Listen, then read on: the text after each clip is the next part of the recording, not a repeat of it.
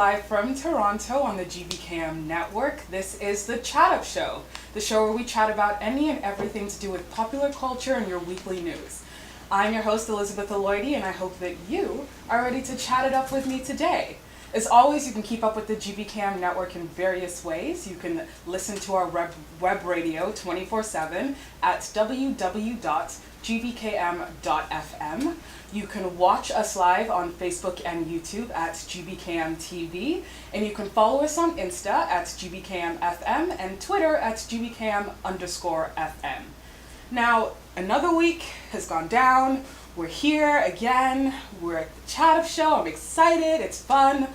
But wow, 2020 has been a year for the books. Am I right?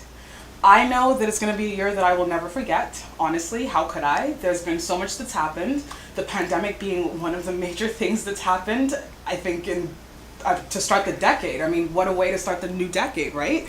And with that, I know that there are going to be so many stories that are shared about how people dealt with the pandemic, about how our governments dealt with people dealing with the pandemic, and how it's affected so many lives, so many industries across the globe. And these might be stories that we'll hear our future generations talking about in their history lessons. Who knows, masks might become new artifacts in museums across the world. But all this to say that there are so many stories that are shared and told, but so many go untold. And that is the same throughout history. There's so many stories in history that we don't get a chance to hear because of who have essentially been the gatekeepers for so long. Now, today is a special day because we have a guest in studio with us. And I'm so excited to have Josh Dyer, who is Director of Marketing at Museum of Toronto, here in studios with us. Welcome, Josh. Thanks for having me. Thank you for being here. I will say you are our first guest since the pandemic. I'm excited, ready to go. You're one of the first people I've seen outside of my home since the pandemic, so... Look at that. Yeah. An episode of firsts, right? Exactly. So today we're going to be talking about what you do at Museum of Toronto, discussing a little bit more about it. So can we just start from there? What is Museum of Toronto? Museum of Toronto is a museum without walls. We're a city museum that looks at the stories and history of Toronto. Mm-hmm. We do that in a bit of an unconventional way. For one, we don't have a space, we don't have a building to come to, so our exhibits are often sort of done in a pop-up format across the city. Usually we try to connect those exhibits to the communities that they represent. Right. Our programs are sort of the same thing. So we don't have a space where we host our programs from. We show up at venues all across the city to sort of to host programming and discussions of all kinds. On top of that, we also are unconventional in some ways in terms of the types of stories we tell. Right. We definitely have a bit more of a focus on underrepresented and marginalized communities, mm-hmm. and sort of looking at somewhat of a gap that we find in mm-hmm. the city's history and trying to fill that in. Working with a lot of the communities, a lot of BIPOC communities from across the city, and working with them to really provide a platform for them to tell their story. That's essentially what we do. We're going to go on a quick commercial break with that quick intro, and we will be right back with more from Josh Dyer on the Chat Up Show. As the world fights this coronavirus, we are standing together as a family. My name is Kelly. I'm a fan of GBKM. My name is Pastor Clement Omozane. I'm Medea, your red carpet host. I am your host, Ellen Roxon, for the show Talk That Talk here on GBKM FM. I'm a mother and a teacher. I stand with everyone at this time. Hi, my name is OJ Ebobo, co-host of the King's Domain. Hi, I'm Elizabeth Aloyde, the host of the Chat Up Show on GBKM. My name is Kenny Bazwai, President and CEO, GBKM FM and TV. We stand with all the community affected by this pandemic. Welcome back to the Chat Up Show. I'm joined here with Josh Dyer, who is Director of Marketing at the Museum of Toronto. Now, Josh was just giving us a rundown of what exactly this museum with no walls is. And it's great to hear the work that you're doing. I think that especially when thinking of museums, you think a building that's probably old and has a lot of old stuff in it. But that's not necessarily the only type of history that's out there. Definitely. Yeah.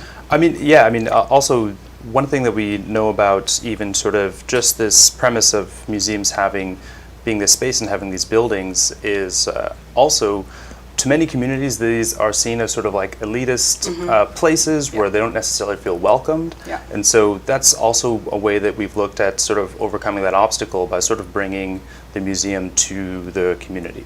Instead of having this elaborate space where people don't necessarily feel that they're welcomed or that their community is well represented there. And so that's sort of been one of the ways that we've looked to sort of overcome what are some of the I guess the challenges for a lot of museums as we enter sort of the 21st century and as we see a lot of these societal shifts. Yeah. Especially now, I think, because the conversation, especially around museums and the information they hold, it's often one-sided and you don't get the full picture, and it's not from the people whose stories being shared. And so how would you say museum's presence in the city impacts the communities that are often marginalized, their stories are unheard, and how this is like an opportunity for them to have a platform to share these stories? I guess one of the really important, I think there's sort of two really important goals in terms of what we're doing. One is to create a better sense of social cohesion in our city. And so if you look at the history of Toronto, we like to laud ourselves as Torontonians as being, the most diverse city in the world. But if you look at the stories of the city, you do not see that diversity represented. And so, I think it's an important piece of social cohesion that the people who live here see themselves represented in the stories of the city. And so by sort of providing a platform for communities to tell their stories and really take pride in sort of some of the accomplishments their communities have had in the city and really show the impact that they've had in the city. For one, that just sort of helps create a better sense of social cohesion, a better sense of belonging. And two, for the people outside of those communities, is really to build more empathy for some of the struggles and obstacles that some communities have had. And so, if you get to hear this story from, and also in that way we get to tell and really hear much more personal stories. So the stories have like a face, they have a name. It's not sort of some guy behind a wall interpreting somebody's story for them, but you get to hear it directly from the story. And I think for people who are witnessing that and they're not part of that specific community, the whole point there is that, we hope that when you leave one of our exhibits or one of our events that you can reflect on that and really begin to empathize a bit more for your neighbors and the other people in the city. I mean, I think we can see that empathy is very much needed in today's world, especially when dealing with people who are different from ourselves and just engaging, especially in a city that's so diverse like Toronto now. Knowing that there are people from different cultural backgrounds, they have different traditions and values that they hold dear, but that's what really comes together to create the city that we're in. And to hear these stories and have them on display and accessible as well, which is another thing, because I know that I didn't go to museums growing up unless it was for a school field trip and it was like paid for. I thought that museums were where fancy people went to go hang out and have like cocktail galas or something, and it's just where all this expensive stuff is stored, and who knows where it comes from, who knows how it got there. I mean, now, of course, we're learning more a bit about how a lot of these artifacts end up in museums, and I think that especially now the conversation around especially that, how artifacts end up in museums is changing a little bit more and being more open and honest about it. Yeah, you touched on a couple things there. I think accessibility is huge, at least I think a lot of museums are trying to sort of shift their models so that they can be more accessible, but for my museum, all of our programs, all of our events, and all of our exhibits have always been free. And so that's always been sort of like one sort of obstacle of accessibility that we've always tried to sort of achieve from the very beginning. And then in terms of in terms of the artifacts, I mean, it's been a discussion for a couple of years now, and I think is getting a lot more attention. I'm not sure how close we are to sort of like seeing that sort of mitigated in some way. I think there, in like very few cases, there has been some things that have been sort of returned to I guess what you could call the rightful owners. Yeah, I know that even in BC, the Royal BC Museum is like trying to give back remains and artifacts to the Indigenous communities that have been asking for it. But even then, it's like so much time, and people have been asking for this for so long, and it's still taking a little bit of time for people to catch up. Yeah, it can be difficult. There's also, I mean, often these things end up in sort of legal battles. And so I do know some cases stemming back to the Holocaust, actually, where Jewish families who were either forced to sell some of their belongings and artwork and stuff like that have been able to sort of like legally show that this was my great grandfather's, but then it goes to this whole sort of like legal implication. But I think aside, I mean, who owns the artifacts is one thing. But then there's a whole other issue of in terms of who gets to create the narrative behind the artifact. So you'll have this museum, and they'll have this elaborate collection of artifacts. And so not only is it that they likely don't necessarily own those artifacts, but also who the curator is and who's sort of telling the story of those artifacts. Often also isn't from that community. And so it's also just like being able to control the narrative. And so I think, I mean, obviously, I think it's simpler for us at my museum because it's a bit more on a local scale. We're just sort of like focused on one city, but that's also something that we've always been, we've always tried to do, is ensure that, that when we're telling a story that it's not our voice, but rather it's the community's voice that's being sort of shown through that. I think that's one thing that really like grabbed my attention with my museum is even with the Ask an Elder, it's you're getting the chance to break those boundaries and those walls that generally would be up, between the Indigenous community and I guess everyone else in Toronto. That there seems to be a disconnect. But having the opportunity to actually like speak and have that intimate experience with an elder of the Indigenous community is something different, and it's a different way to experience history and to experience these stories being told. Yeah, and I think as for that program, I think you really nailed it. That's something that we put together.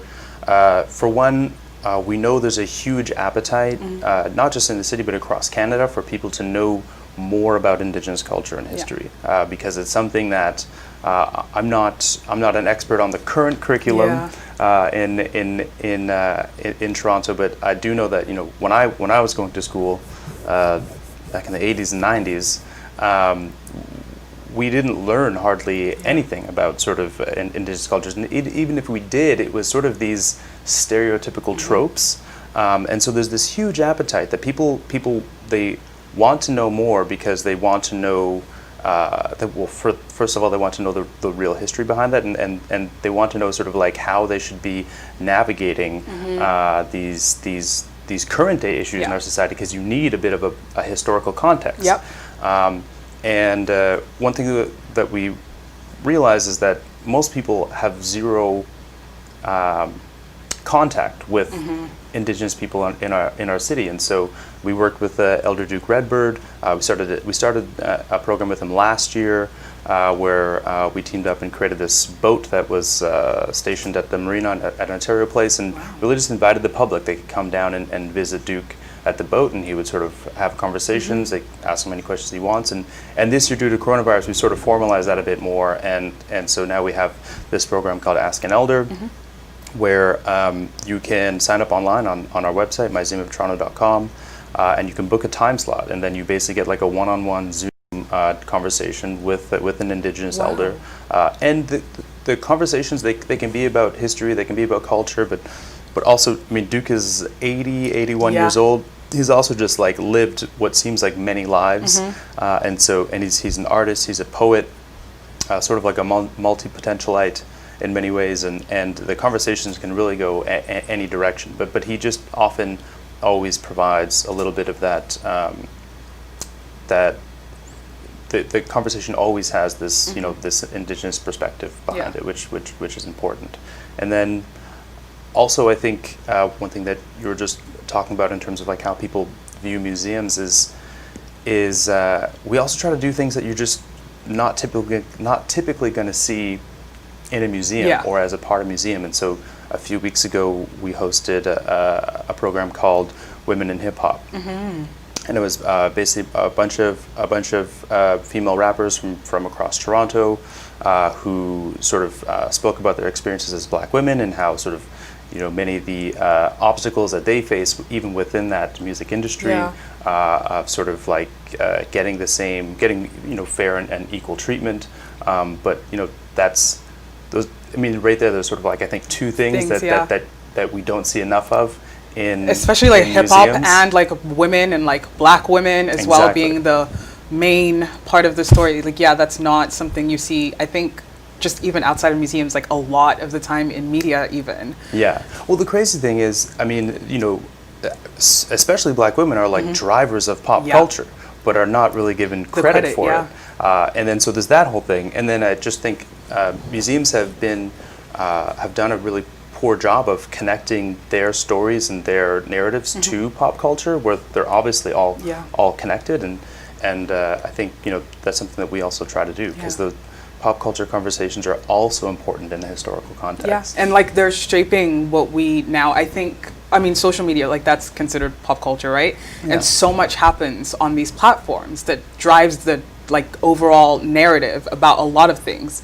And I think that taking note of that is something that a lot of museums, as you said, have like been lacking in. And when you walk into these conventional museums, you see pretty much the same stuff. So you're getting like your Africa, maybe a little bit of Asia, like your dinosaurs, the fossils, like that. But you're not really getting these in-depth stories, as you said, like from the horse's mouth, essentially. People who are telling their own stories instead of someone else saying it for them. Yeah, I think you raised a good point in that, I also think museums rely too much on their collection. So like their collection of artifacts, and that's not always the best way to tell the story. Or if you have an artifact and you want to tell the story of that artifact, maybe just, like a text on a wall is not going to do it. And so that's why, we've also been getting a lot more into sort of performance arts and even looking at like things like live storytelling and just an actual, even if this historical object has great meaning, you sometimes need to do a bit more to sort of really give credit to the story behind it. And I think that's one thing that museums and some are, but many are sort of relying too much on just like, come look at this old thing. And it's like, okay, but you can make that story more exciting. And then it's even thinking like, what is history? Is it history that's like happened centuries ago, or is it like what happened the last decade? Who gets to pick what is considered history? That is such a good question. We did a program. It was last year. It seems like this year, but this year's flown by. So it was last year. It was called Documenting Diverse Histories, and it really came out of what has been something that we've struggled with as a museum who seeks to tell these stories. Is, for one, it can be difficult to find the records, so like historical records, historical artifacts, to tell some of the stories that we know are out there. And one of the difficult things is often people who are a part of these communities that that we would like to, that we see an interesting story in, you don't always see your own story as something of importance. So you're not really necessarily documenting your life like an archive in some way. And so it's been sort of a difficult thing, because the institutional sort of archives aren't, I think they're definitely trying to do a better job, but historically they haven't done a great job of collecting objects and records that are representative of the actual population of the city. And then if you go to the actual community and you're like, do you guys have any sort of like documents or objects that reflect this history? they're often like, no, because we didn't really think it was important at the Important, time. And then we realized that, it's more important now than it was. It seems more important now than it seemed back then.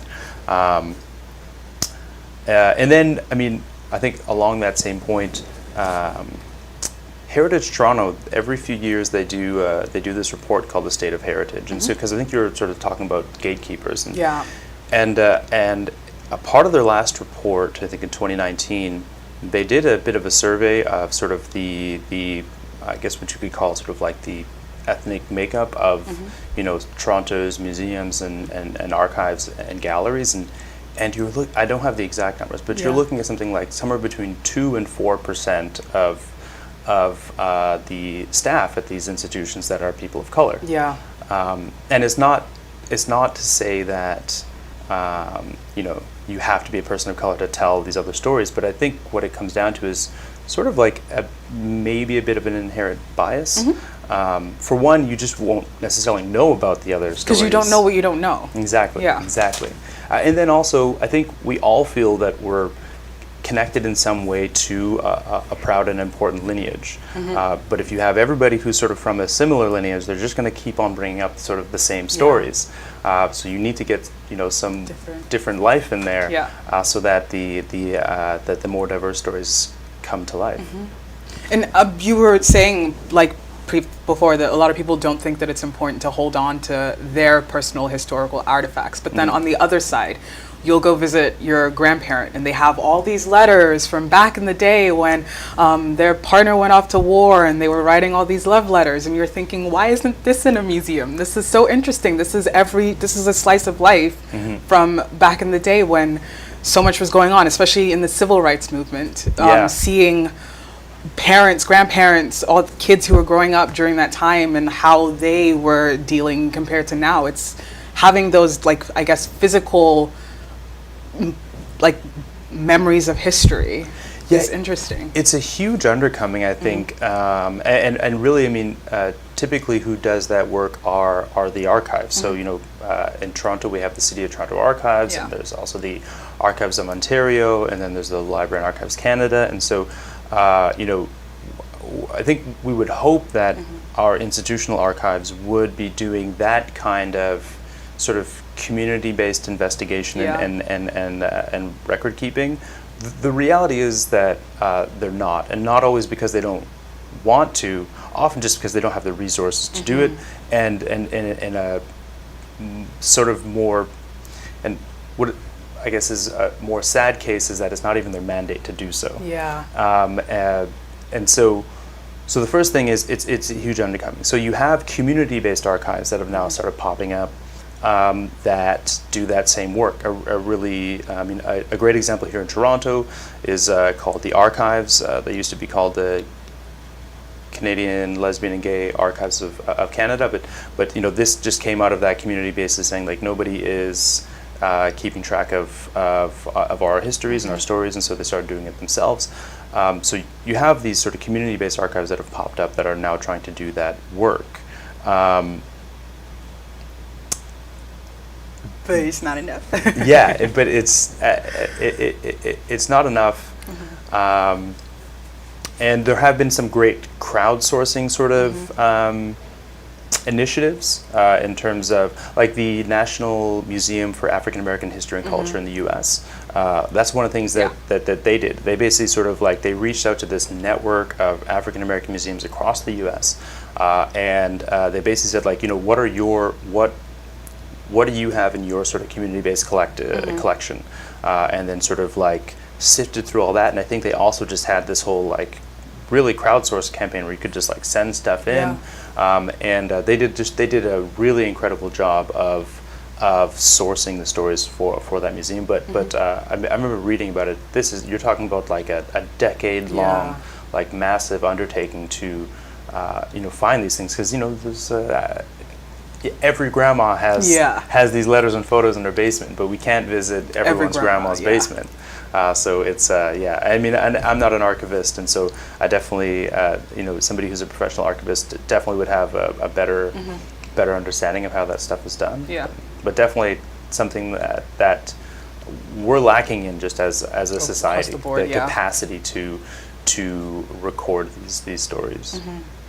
Now, I want to go back to our discussion on like gatekeeping of stories, because when I went to journalism school, we were told that journalists were the gatekeepers of stories. But as you know, we start thinking critically about the media and what's put out in the media, we're recognizing that it's not as objective. So there's the biases that's put in the media, which then also affect the overall narrative of these stories. And so if we're looking back at like newspaper clippings and archives of things that were printed back in the day, like reading them now, you're thinking that is kind of problematic. Yeah, you really have to reinterpret, and so I find we end up doing that a lot, especially we dig through the archives for a lot of our social posts. We try to sort of often, again, look at things that are happening in pop culture and society, and then dig into the archives and find sort of like similar events, and so you can sort of connect them and create this discussion around them. And yeah, you'll find that a lot, that you have to sort of recontextualize what you've found. I mean, in Canada, I think one of the big issues is how we've documented the lives and the stories of Indigenous peoples. Because we've tried to sort of find sort of historical images that sort of like that represent the history of Indigenous peoples, but even just the way the imagery is taken, it's taken in a way to sort of demean this subject, and which is really unfortunate. So even when you go into the archives and you find something, I mean, that is a whole other really interesting topic, and I shouldn't get into it too much because it's not my expertise, but I would love to connect you with again, like a professional archivist, because also there's this whole theory that that archives and the way that we record and document things, they come out of this colonial legacy, and so there is even this this colonial agenda in terms of how we even sort of record the stories of people, and so they are recorded from a colonial perspective, and they're recorded and documented again in a way that doesn't necessarily fit how we would look at these stories today. One story, I guess, that springs to mind from you just saying that is the story of Sarah Bartman, or Saartjie Baartman, who was taken. I mean, some will say that legally taken, others will say stolen, depending on which side of the discussion you're looking at it. And she was essentially taken from South Africa to England to be this living statue that people could come from afar to come pay money to just look at, to see how her body was the way it was, because it was so foreign to people in England. And then to know that she died in like 1815 and her skeletal remains weren't brought back to South Africa until 2002. Yeah. So that's like a whole other, and like even the story about like her death, like what led to it, or even just her life stories, the more you dig into it, the more you find actual, I guess, archives, if you will, from South Africa telling her side of the story a little bit more. So you're hearing, it's kind of conflicting with what we've been taught before about what really happened with this woman and what her life story was, and the torture that she endured, and even the pictures, as you said, the pictures that you see that are like scientific, but they're really dehumanizing. Yeah. And that's all you're fed, essentially, and that's the narrative that you're going to carry on in your life, that it's like, oh, it's normal to like treat people this way. I mean, not normal, but it was acceptable to treat people this way back in the day, so why am I, again, bringing up empathy, going to be empathetic to someone talking about something that's not as harsh in today's society? Like, at least like when people bring up racism, it's like, oh, at least you're not getting lynched every single day, and it's like, oh, but is that the base level now? Yeah, I mean, that story is definitely one of the more alarming stories, and it touches on like a multiple levels of like who controls that narrative, and even also sort of artifacts being returned to their rightful place. There's a lot there.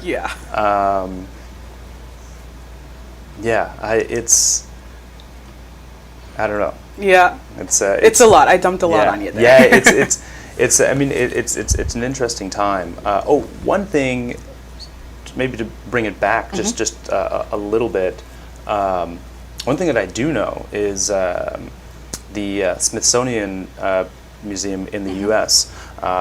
One thing that they're currently working on is how they can collect some of the artifacts from the protests all across the U.S., which has been difficult because they all happened during coronavirus. And so they're actually asking people in a lot of Black communities across the country to like keep your signs, keep anything that you had made for these protests, because they do want to collect them, because they're. And I mean, that was obviously an important turning point in American history, and it's going to be important to sort of have these objects that speak to that moment. I was joking at the beginning of the show when I said that masks may become artifacts, but they probably will. Legitimately will. Which, like, now that I say, it sounds like silly a little bit to say that out loud, but like this is part of history now. Yeah. And it's kind of weird to kind of be cognizant of that as we're living it. That this is a monumental period in time.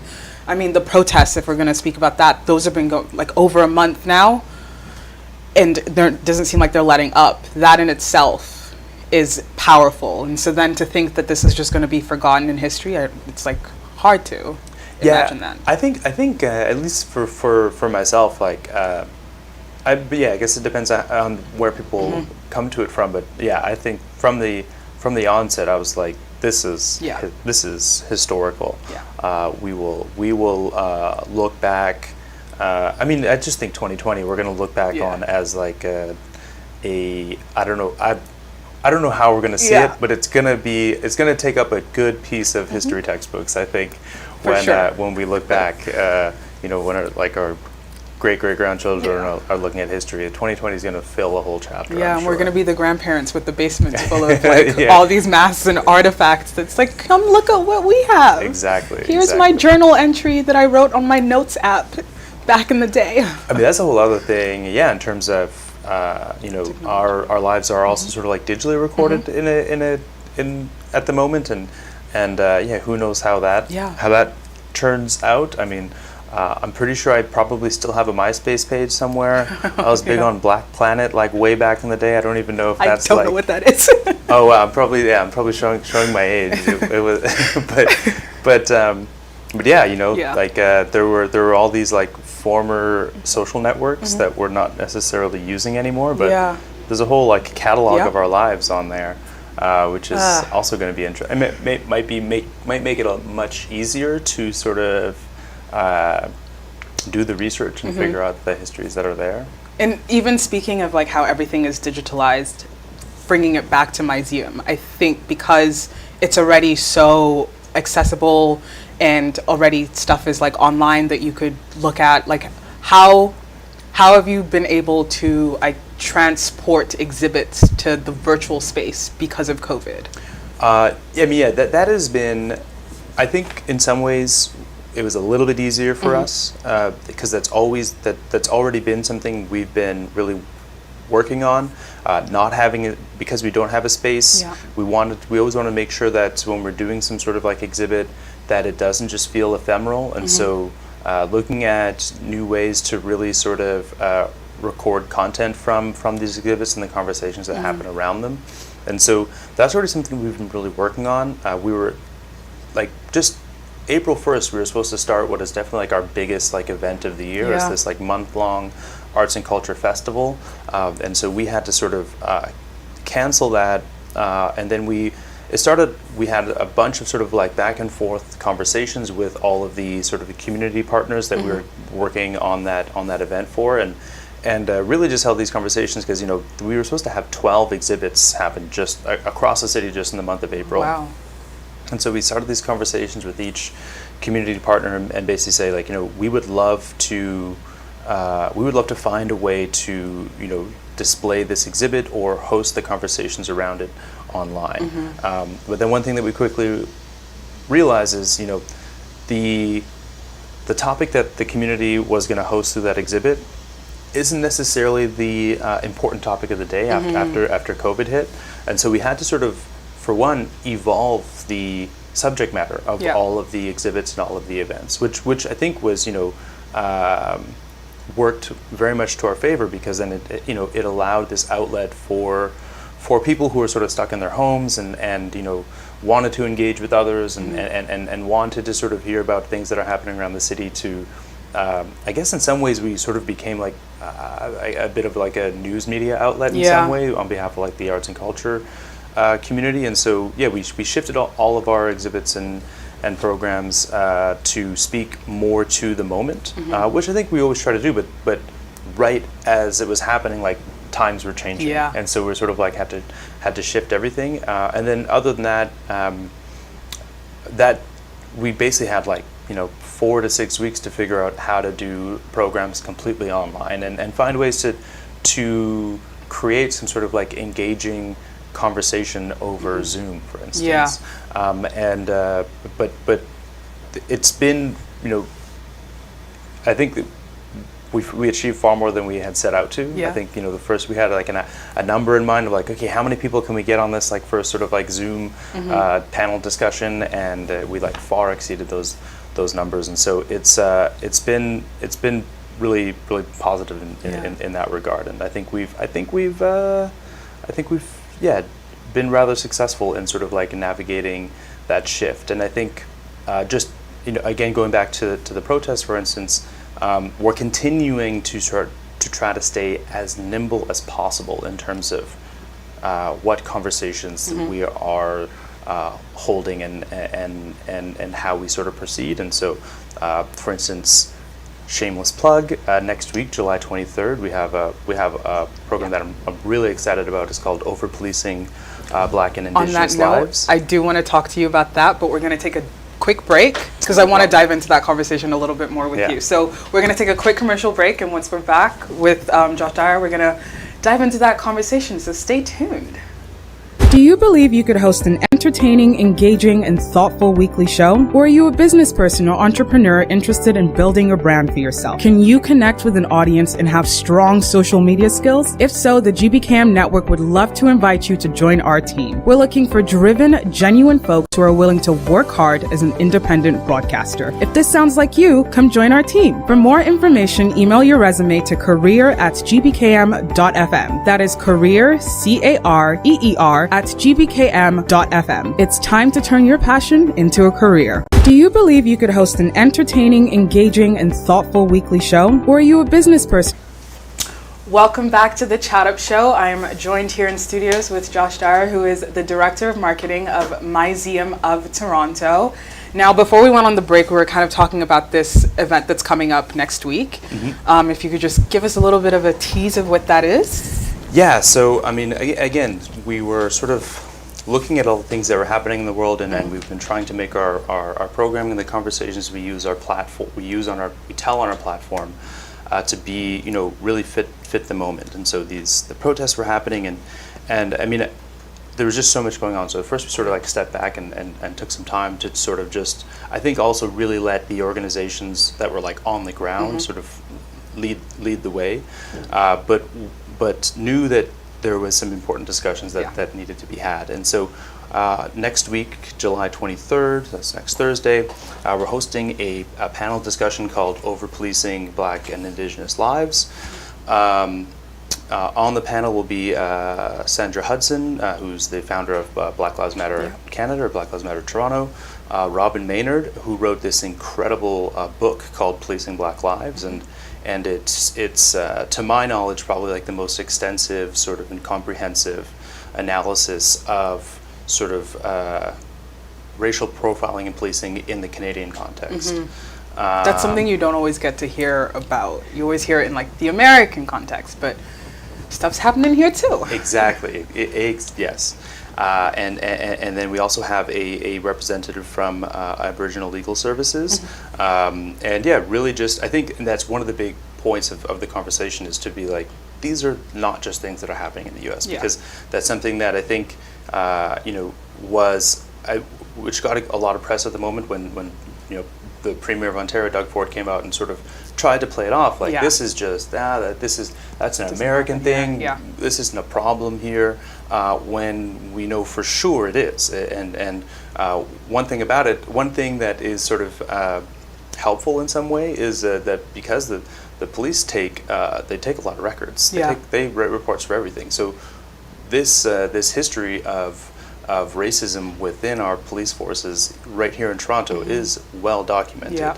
And then there's and even if you get into those documents, you get into the numbers. We know things like I think I'm not sure if it's black men or just black people in general in Toronto are 20 times more likely to be victims of fatal police shootings. Aboriginal people in Canada make up something like 12 times their proportion of the Canadian population in terms of how many of them are incarcerated. And so black and Indigenous people in Toronto and in Canada are targets of our police services.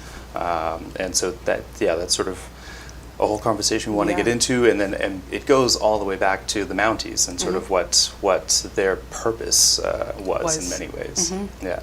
And I think that's just even speaking about that, you said the history of police brutality against BIPOC folks, and there is a history there that's not told a lot of the time, and it gets swept under the carpet. And then also because America's this loud voice in the media that's all it's everywhere to see, you hear about it. Even American history, I feel like I know more about American history than I do my own history.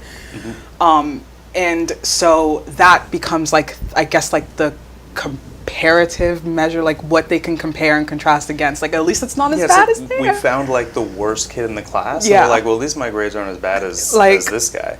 Yeah, for sure. And it's something that I think has gone on for too long. We've compared our sort of dark histories to America's and sort of just said they're not as bad. They don't warrant a conversation. And we've done the same thing with slavery in Canada. There was slavery right here in Toronto, and it's also something that's well documented. And we have the owners of those slaves. We celebrate them in our street names, monuments. Same with the people who perpetuated and celebrated their residential schools that basically kidnapped Indigenous children.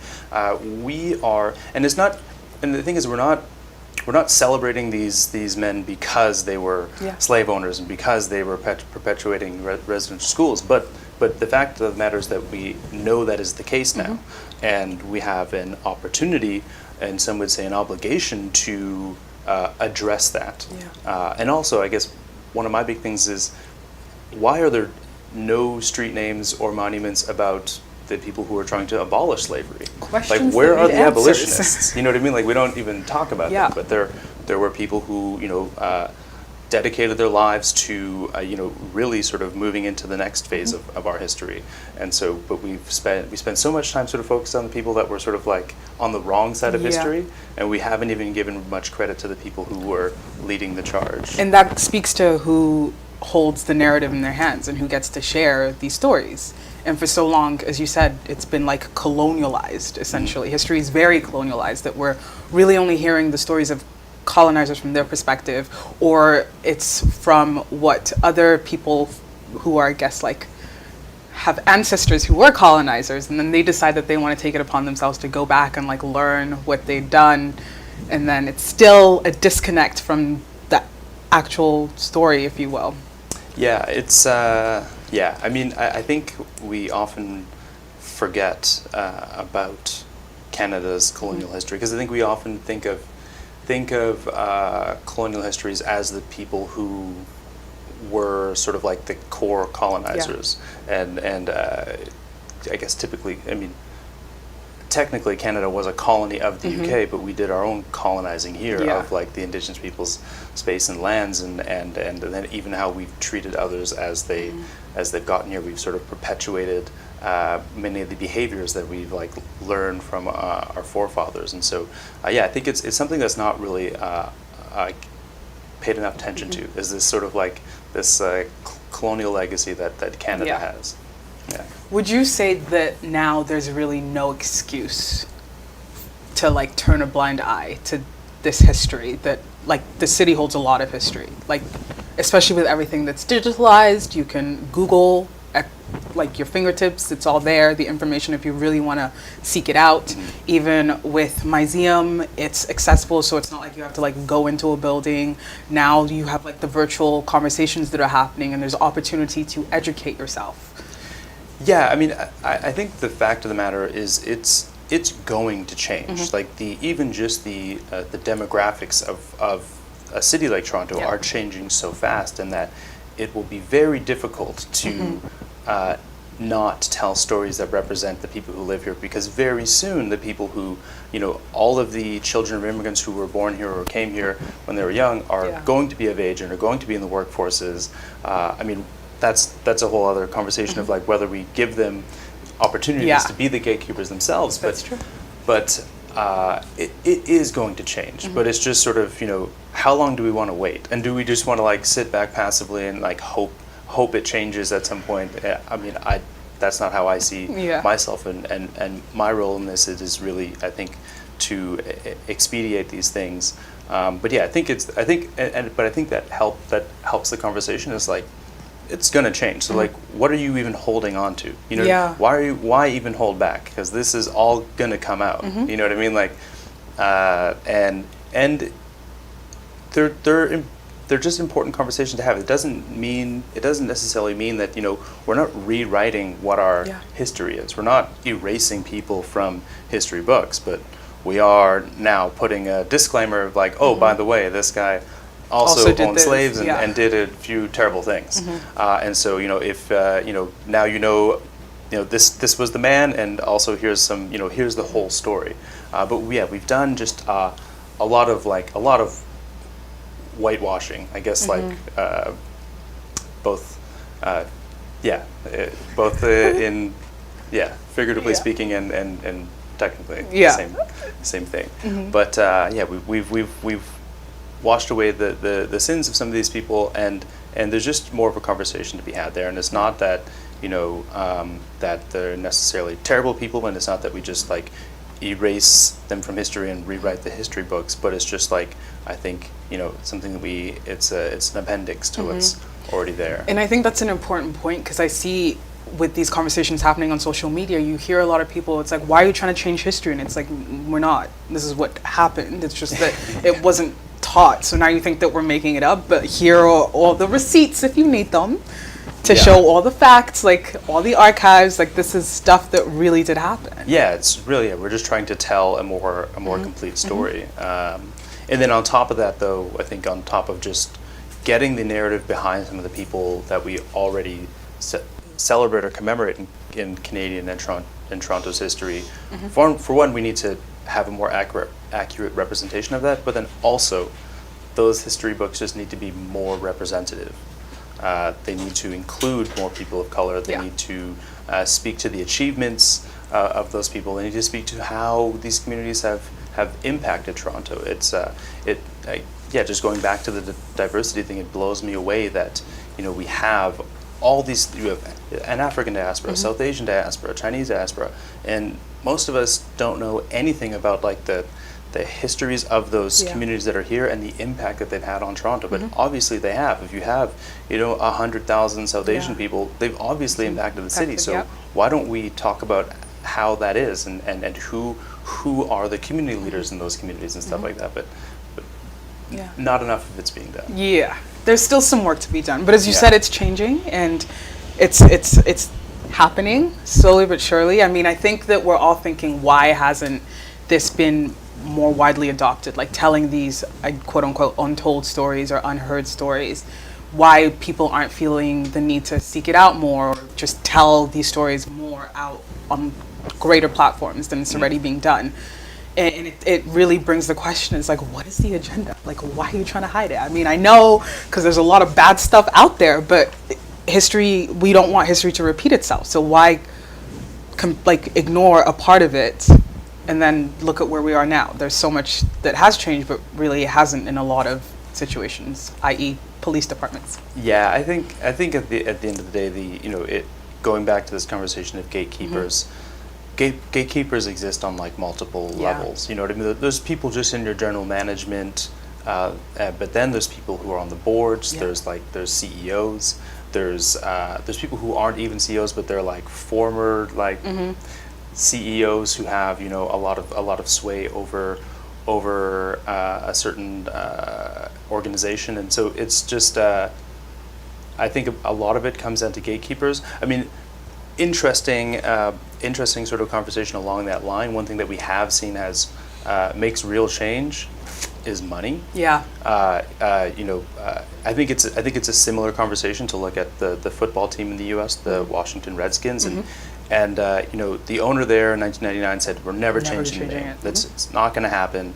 And then there's been decades now of indigenous groups basically saying like, no, you need to change it, and still nothing happened. And he just was like flat out no. But then like Pepsi and Nike and FedEx, they showed up and they're like, no money from us if you don't change. And so I guess to bring that back to the sort of like to the museum context and at a place like Toronto, like maybe that's where the change comes from. Is who are the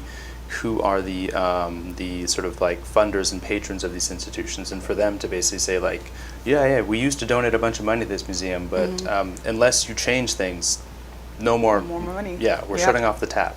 But I mean, again, let's see if the gatekeepers in a city like Toronto are at that stage quite yet. I mean, because money does talk, right? So.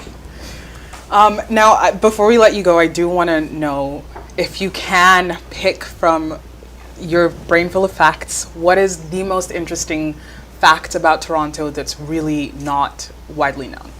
I mean, I find it interesting, definitely not the most important. Okay. But there's a really interesting connection between Rick James and Toronto. So Rick James, I mean, people might know him you should know him from your music, but if you're young enough, you probably know him from the Chappelle Show. And the skits with Charlie Murphy, Eddie Murphy's brother. But essentially, Rick James was a draft dodger during the Vietnam War in the U.S., and he's from Detroit, which is right across the border.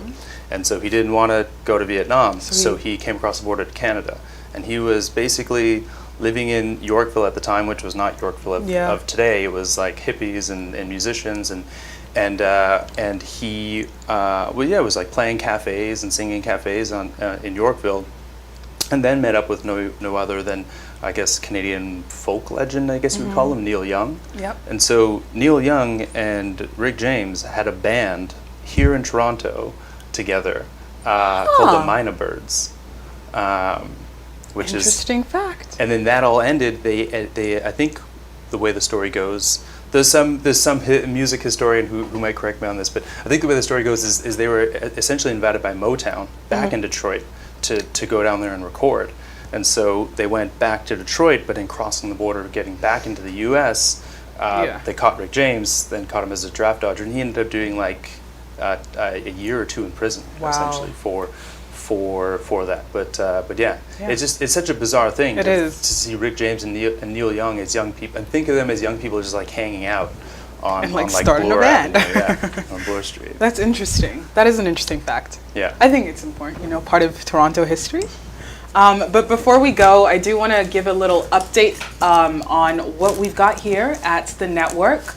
We have our own little masks, so you can stay protected while looking cool, looking fly, okay? Now, if you want to get yourself one of these cute little dandy masks, you can DM us on Instagram at gbkmfm, or you can email us at admin@gbkm.fm. Again, you can either DM us on Instagram to get you one of these snazzy little masks at gbkmfm, or email us at admin@gbkm.fm. So join our team with a cool little mask like this. Now, before we let you go, thank you so much, Josh, for joining us today on the Chatt Show. Thank you for kicking off our new series of gatekeeping history and gatekeeping stories, and who has the right to tell our stories, right? Yeah, I thank you for having me, and I'm really excited. I'm glad you guys are sort of taking this initiative on and diving into this. I will definitely be paying attention to see who the next guests are. And last little plug. July 23rd, over policing Black and Indigenous lives. It's going to be, I think it's a really important conversation, and we have just some some great panelists, some really knowledgeable panelists that are going to really break that down of the history of sort of like racial profiling and policing in That's Toronto. great. So how can people tune in, check that out? myzemeoftoronto.com, follow us on social, and also if you just want to keep up to date with what we're doing going down the road, you can subscribe to our newsletter. All of that you can do from the website or our Instagram account, myzemeoftoronto, Facebook, myzemeoftoronto, Twitter, myzemeofto. Go to any one of those platforms and you'll find us, and you'll be able to subscribe to the newsletter and find out what's happening next. There you go. So there you have it. Next week, Thursday, an important conversation on, I guess, the treatment of Black and Indigenous folks with the police. Yeah. It's definitely a hot topic right now. It is. Yeah. The first ballot to defund or do a partial defunding of Toronto's police department didn't go through, but the conversation is definitely still there. People are still pressuring their city councillors, so that's something you can continue doing if you would like to. Send your emails if you're about that life. Exactly. Yeah. Well, thank you so much for being on the show today, and thank you to all of you for tuning in and for joining in this conversation today with myself and Josh as we kind of dived a little bit, dipped our toe into the conversation of gatekeepers of stories and who has the right to tell your story. And if you are one of the people out there who has a grandma with a basement full of archives, maybe it's time you hit up your grandma or...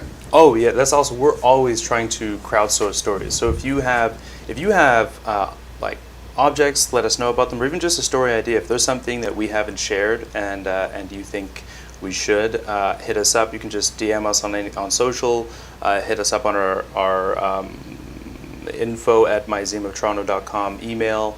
But yeah, we're always crowdsourcing stories. So if you got those photos from your grandma, or your grandma just has some wild story that we should know about, we can't guarantee that we'll tell it, but we want to know about it. That's for sure. That's for sure. Well, thank you so much again. And as always, you can keep up with the GBKM network in various ways.